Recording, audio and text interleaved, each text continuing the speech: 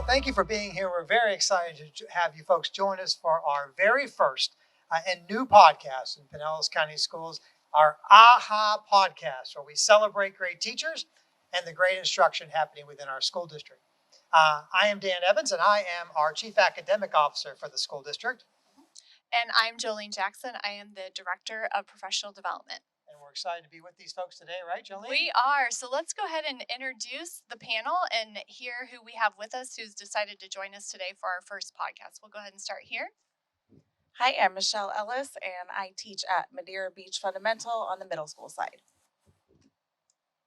I'm Kelly Hefty. I teach 5th grade at Azalea Elementary School. I'm Amanda Ho, and I teach 4th grade ELA at Douglas L. Jamerson Elementary. My name is Mark McIntyre, and I teach high school math at Richard Jacobson Technical High School. And you'll see we have 4 teachers who teach different grades, different subjects, different levels, but they have one thing in common. They are all superstar teachers, and we're glad you're with us today. We're here post-conference at the end of our teacher convening. Every once in a while, we bring together superstar teachers, and here we're shooting our first podcast and recording our first podcast at the end of our fall 2023 teacher convening. It was a great day, and these 4 folks decided to stay after and join us for the podcast. Yeah, it was absolutely awesome. We spent the morning talking about teacher efficacy and our best practices, and it's great because we're going to get started today. Over the course of this series, we're going to unpack multiple teaching strategies, much of what we talked about this morning, but today we're going to talk about teacher efficacy. And yeah. What in the world is teacher efficacy? Oh my gosh, I can't believe you asked me that. I mean, we spent the whole morning, Dr. Evans. Okay, all right, so teacher efficacy, what is that? Teacher efficacy is that belief in ourselves that we impact student learning and that we have the skill set that actually moves our students and has them learn. And we are confident that we have the strategies that actually impact student learning. You know, in all the research and all the land and all of our experience, it teaches us one thing. The teacher makes the biggest difference in the classroom. And that's what we're going to unpack today as part of your teacher efficacy thread. And we're excited about that. So are you ready? Yeah, let's go. Okay, let's get this podcast party started. All right. Would you like to begin today? Yeah, so let's go ahead and start by talking about you wake up every morning, right? And every morning you're waking up and you're getting ready to come to school and you're thinking about your students and you're thinking about how to get them to accomplish that learning. You have a vast toolbox of teaching strategies, right? But what are some of your go-to strategies, like 1 or 2 that you reliably use because you know those make the biggest difference on student learning? Who wants to go first answering that question? Okay, Michelle, go ahead. The biggest thing that I do daily is get the students talking. The ones who are doing the talking are the ones who are doing the learning. So any chance I can get to incorporate them talking to each other, I tell them, talk to your parents at home. Teach this to your pet. You know, they don't have to talk back. As long as you're doing the talking, you're doing the learning. Wow. Other thoughts about go-to strategies? Go ahead. Kelly, go ahead. I think that establishing a community and a classroom with very intentional routines and setups so that when they come in, that guesswork has been taken care of. So something I'll have is like a morning slide with what they should accomplish and then do now as I'm greeting them individually and kind of taking their temperature for the day. But if they have that routine that they can rely on, then that frees their minds to do that deep thinking, that communicating, because they have things set in place. Other thoughts? Yeah, one thing that I like to do each day is to prepare myself mentally, and that's to become passionate about what I'm going to teach that day. Because if I'm not on fire about it, I don't expect them to be all that interested either. So I like to review it in my mind and become passionate. And what I would tell new teachers is to always have more in your back pocket than you think you'll ever need, because there are those days where the lesson goes by really quickly and now you've run out of material and you've got 20 minutes to use up. So I always like to always have something extra in my back pocket to pull out when I need it.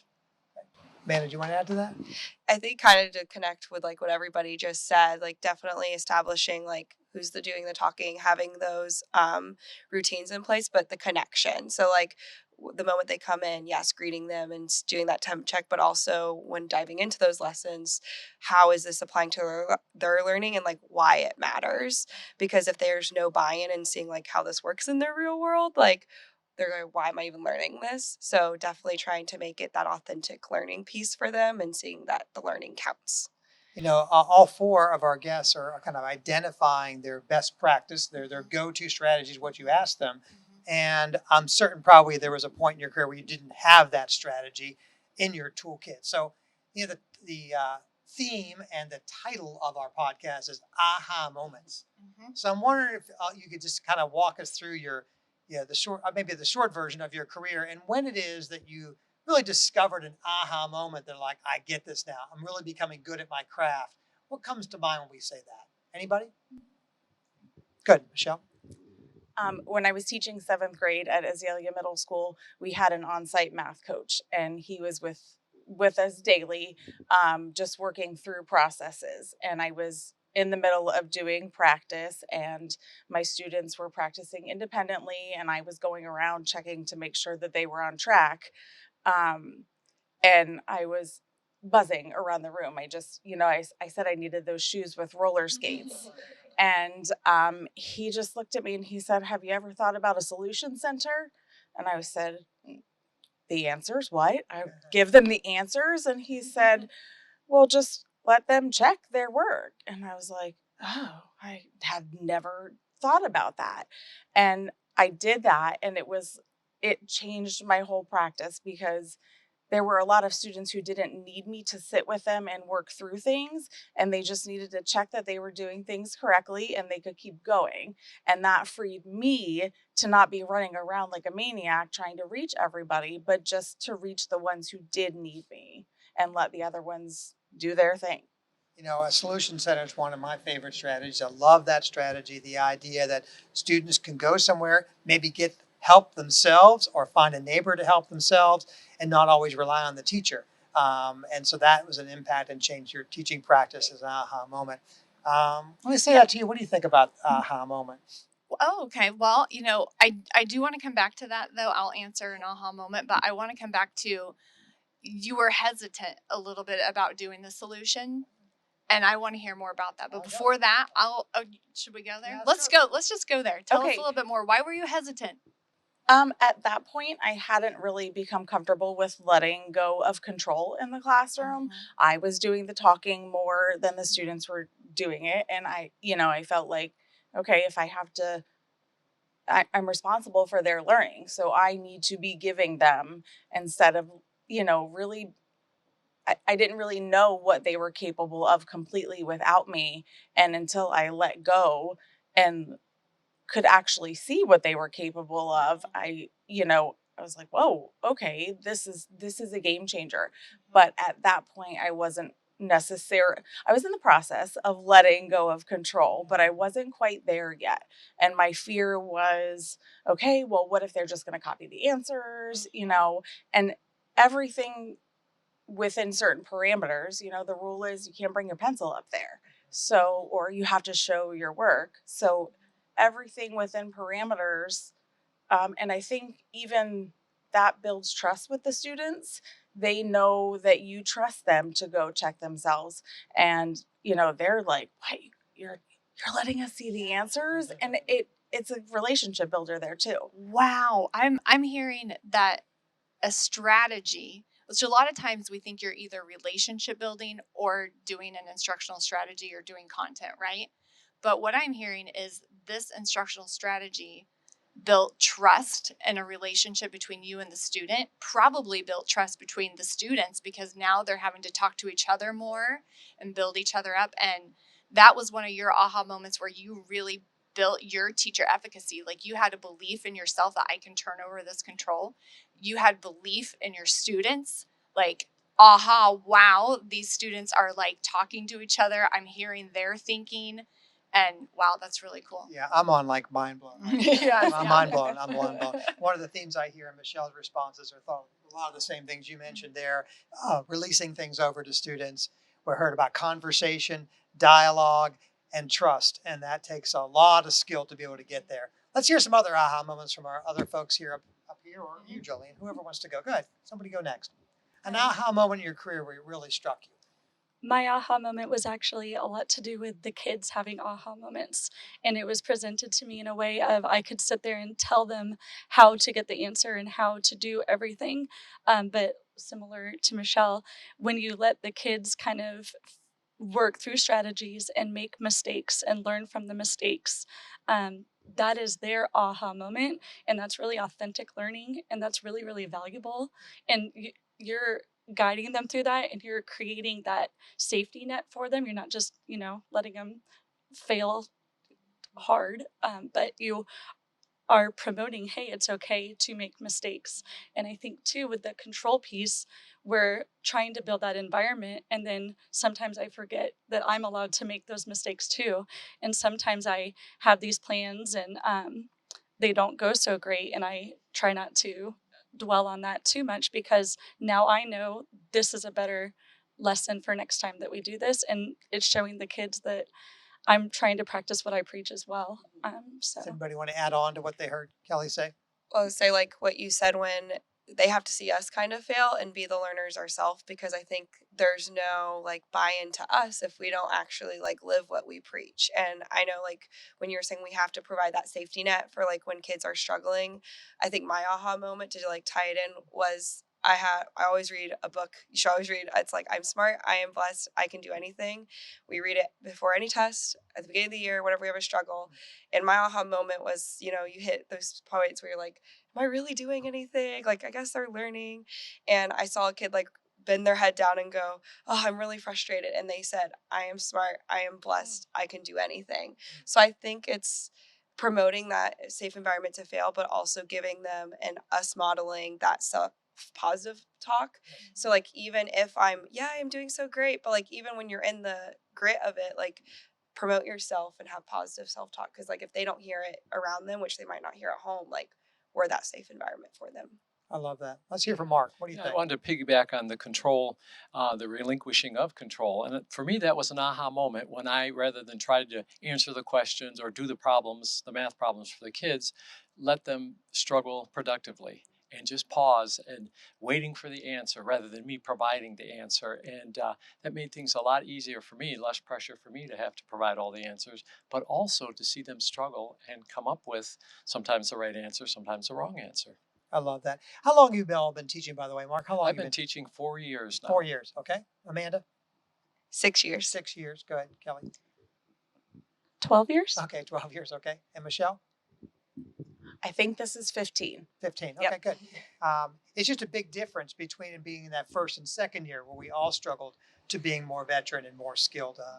Jolene, I put you on the spot earlier about your aha moment in your career. You were a teacher. I'm sure you could remember when when the light went on. Tell us about that. Probably my biggest aha moment when I was, I think it was my second year. Yes, it was my second year of teaching. And I had a class full. Every single one of my students was not reading on grade level. And that was a big challenge. And I'm a second year teacher, and here I am. I don't know how to teach these kids, and I knew it was my responsibility. And I think that that's that teacher advocacy. Like I knew it, I internalized it, and I didn't know what to do. But what I started doing was watching the ones that were like kind of getting it and seeing what they were doing. And my students became my teacher, right? Now they were doing great. And I knew I couldn't do this with just them. We're in this together, but I couldn't. And I was hungry for the learning. I wanted to know what to do. And I started going to all the training. And what I saw was like, oh, the strategies I was using, like taking words apart and putting them back together. Like, oh, I got to work on more phonemic awareness. I got to build up their phonics skills. I got to do all this. And the aha moment was this combination of watching my students and what they need and pairing that with deeper of what I was learning in professional development. But what I also noticed is that there were things, and I heard people talk about it all morning, is like, I didn't know what it's called. Even today, I heard people like call the same thing multiple different things, right? But as soon as I started naming the strategy, then that's when I started understanding the strategy more, and then I could do it more effectively with my students, and so where could we take the conversation around, one of my aha moments like that with some of our panelists here? Yeah, we as we go along in our podcast, we want to identify some strategy. We will name the strategy as well, so we can help identify it, define it, debate a little bit how it's best used. But what's unique about what you said and what everybody answered there was ultimately went from teaching and focused on teaching to focused on learning, where students with transfer that I'm going to teach something to the students are going to learn something is one of the key strategy steps, I think, in building your efficacy and your confidence. Let me just, for just a moment, take us down a path where I ask about your experiences and your strategy walk and your professional development. What kind of training, professional development, self-study have you taken part in that has helped build your craft? What's the answer to that? Sure, I'll go ahead and answer that. For me, it was observing good teaching. Just taking the time out to find good teachers and to observe what they do, whether it was classroom management, content delivery, questioning, how they ran the classroom in general, and how they taught the lesson. That was really helpful. Other thoughts about how you grew yourself and your skill set as a teacher? Go ahead, Kelly. We did lesson study at my school that I was at the time, where we had really expert teachers and coaches in the room. We developed a lesson as a team with a particular skill. Then we chose a teacher to go teach it to somebody else's class. And then we analyzed the lesson, not the teacher. And I learned so much about how to be the teacher I am today from that experience. I also felt like it was very differentiated to me as the teacher. It felt authentic. It didn't feel not differentiated.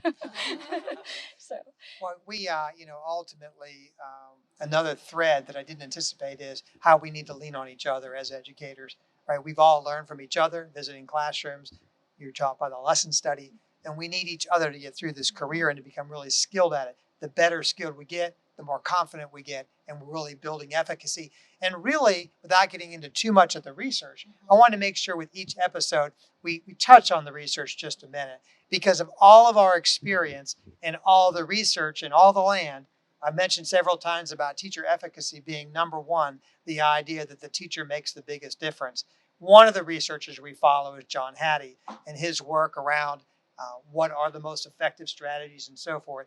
And Hattie has that as the one strategy, for lack of a better word, the one impact that has the greatest drive and return on investment on learning, and that is teacher skill, upskilling, teacher confidence, and again, relying on each other to get to that place. Thoughts about that? Yeah, I wanted to add just what we were talking about before. Schools that have an on-site instructional staff developer, and even the ones that aren't there full time, for teachers to remember that they're not evaluative. So I know sometimes as teachers, it's hard to have people come in and watching us teach, but I worked for 3 years with a staff developer in my classroom daily, and that made such a huge impact on my practice. And just for teachers to remember to be open, that they're not coming in, to evaluate you by any means. They're there to help you grow. And if a good instructional coach is just going to plant a seed and let you take it from there. So it's much less intimidating than I think a lot of teachers think. And I think using them as a resource is huge. Go, absolutely. Kelly, add to that. there's a saying that I've heard that says something along the lines of the best PD is probably in the building or down the hall. And using that community of teachers, like when schools say we're a community, we're a family, that's what that means is, come see, do some praise walks through the classrooms, really carry each other and truly grow and learn from each other in that way has been beneficial to my career. Yeah, absolutely. And as you're speaking, I'm thinking about how there's a topic of deeper learning. And this deeper learning is when we pair our content knowledge our student content knowledge with a little bit of inquiry, and then we put in that collaborative approach.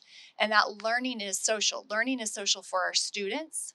And what you're talking about is learning is social for you as teachers and coming together as a community and really deepening your understanding of what it means to be a really great teacher. I love that. I love the way you phrase that. And I'm glad you both took us down that path. Mhm. The idea that one thing we know that maybe a new teacher doesn't know is that that there's a point where we don't know it all. And it's hard to admit that we don't know. We struggle through collectively through those early years, and then we lean on our community and our school, and we lean on our professional development. And suddenly we wake up one day and we have the skills. I was just the other day, I was talking to Jolene about, I was listening to sports radio, and they were talking about Tom Brady, who used to be our quarterback for our Buccaneers, right? And so Tom Brady came to the Buccaneers, and the Buccaneers were not a winning franchise. Tom Brady comes and we won a Super Bowl. And the announcer said, all I know, I don't know how we did it, but a team plus Tom Brady equals champion. The magic of that person led to that result. And what teacher efficacy ultimately is the same thing. Students plus a great teacher means learning every time.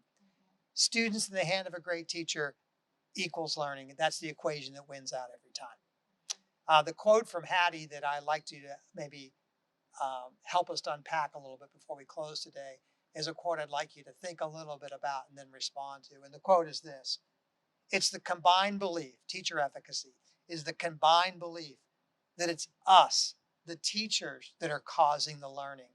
It's not the students. When you hear that, what does that make you think? Somebody take a shot at that. It's us that causes the learning, not the students. I think it just goes, and this connects with like my outlook on teaching too, especially is like we are the reason. So like when it's us, the teacher, that causes learning, like we're the reason why first off our students feel safe. So and our students feel loved. And once that's established, we're the reason why they can learn, because then they feel safe to make, those challenges and go out on a limb and try something new, or, go to the solution center where they might feel like, oh, like I do have the answer and now I feel confident, or go through the struggles and everything, or going to learn something new alongside of us when maybe we are saying we're trying a new strategy ourselves. So I think that's what it means, like, to me, when I hear that, like, it does start with us, because when we show up, that's a reason for them to show up too. I love that. Thoughts? Go ahead. Yeah, and I would say it's about the relationship. Certainly, people don't care how much you know until they know how much you care. That's right. I like that it brings the human element into it, because really at the end of the day, our content is always going to be there, and it doesn't necessarily always change. Um, but it brings us into the equation, and like you said, the relationship, that is really what moves things. That's, everything else comes after. They know you care and that you're there for them, and we're not just these teacher bots that are there to give them information. We're there to love them and help them grow, period.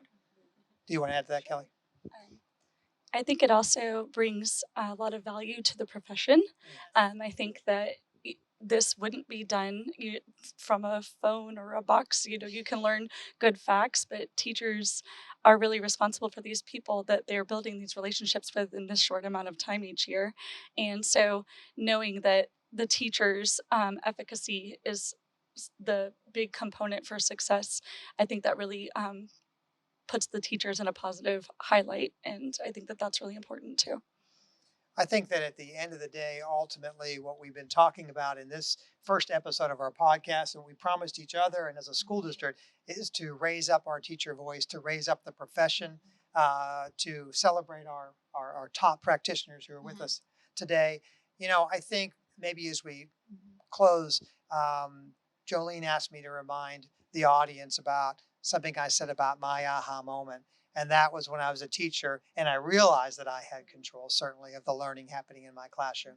And I realized that I couldn't just wish learning upon them, that I had to actually have some skills that brought them to full realization of what it was to be a great reader, a great writer, a great mathematician. And so I like to say the phrase, confidence is not a cologne. It isn't just something that we can tell the student and sprinkle it on them. Okay, sprinkle some cologne on you. We have to actually improve their skills so they can be smart and powerful, and same with teaching. Teaching is really the upskilling and the confidence building to reach a point of efficacy. What do you think about that? Yeah, absolutely. And I think that we've heard a lot of that today is that you all had like an intuition and intuitiveness of a drive that you really wanted to see students succeed. But the confidence and the teacher efficacy that you've spoken about today wasn't just like a belief and, as Dr. Evans calls a cologne, but really it was working with your coaches. It was working with your teammates. It was trying. You said it so beautifully today, Amanda, about how like feel free to fail in front of your kids. Like it doesn't have to be perfect. Like show that you are developing your own skill set as a teacher as they're learning their skill set around the learning. And and I just want to acknowledge all of you for being here today. And we couldn't have had a more perfect panel for this topic of teacher efficacy. And for our listeners, I want you all to know that literally we asked these 4 people to join us today. And they came up to me and they were like, well, what do I need to do to be prepared? And like, no, the fact that you were invited to this convening is you're already prepared. You already have the skills to come onto this podcast and share your skill set. And we just really, really thank you for being bold, stepping up to the challenge, and for demonstrating your teacher efficacy today. I love that. I can't say any better than that. Before we close, Amanda, what was the phrase you tell your students? You said, you could do, I am smart, I am blessed, I can do anything. I would say this, because you've been our panelists today, we are smarter, we are blessed, and we can do anything. We hope you join us next time for our second podcast, our next episode of our podcast, which we call Aha Moments. Thank you very much. Thanks, guys.